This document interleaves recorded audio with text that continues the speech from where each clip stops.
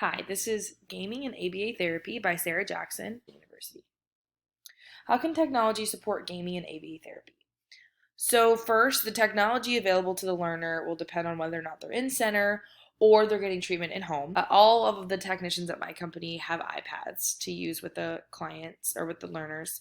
And um, each center, I work between two, each center has different technology available. One center has a computer and a GameCube, and the other one has a GameCube and a PS4. So it just kind of depends on what that learner has access to and what games are available to them through that platform. And then personal devices, we do have learners who have their own phones and laptops that they bring in to the center with them or that they can use for in-home treatment.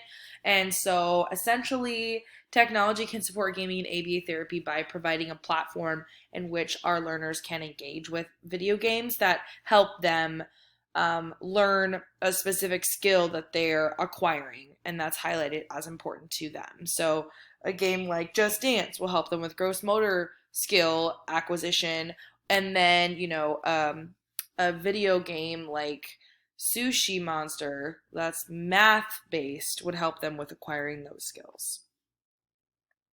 How does the integrated technology support the learner's process for learning? So it can be used for learning in both educational and social situations. It just depends on the game that they're playing and what platform they're using. So um, if two learners are playing video games together, there's a lot of learning going on there.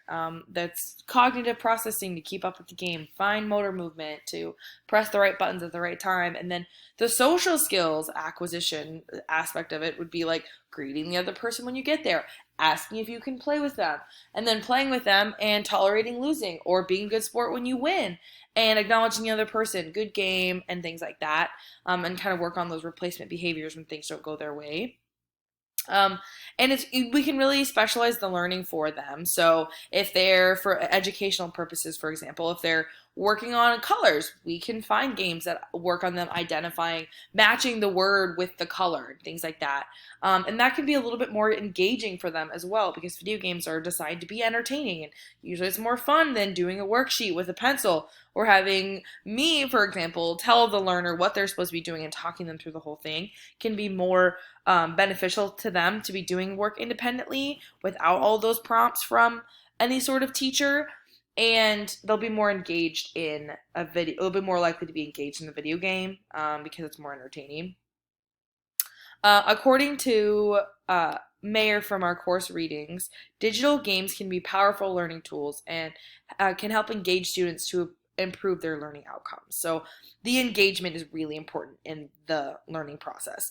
And it's also naturalistic. So if we're talking about the social learning, I mean, all of those replacement behaviors and those prompts and having those interactions with that other learner is all naturalistic. It's what the learners would be doing in a social situation if they were to play video games together. Instead of us trying to contrive those opportunities, it's already occurring naturally.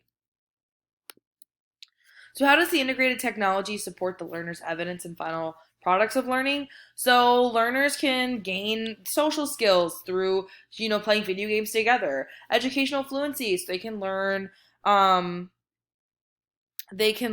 math, spelling, sight words, colors, alphabet, and any other highlighted learning opportunity that's specific to their learning outcomes, and technology competency. So through video games, they'll learn how to navigate those platforms and those technological devices like iPads, tablets, computers, gaming systems, and all those things are most likely going to be applicable for them in the future. According to Ferguson and all, in their case study of using video games to teach sportsmanship skills to children with autism spectrum disorder, by routinely providing replacement prompts, good game, thumbs up, learners begin to adapt those behaviors instead of engaging in prompt behavior. So learning these skills are helpful in the sense that they're learning a lot of educational things at once, but also they're learning like coping skills and how to interact with their peers, and these are all beneficial skills that they can take with them in the future. And here are my references. Thanks for watching.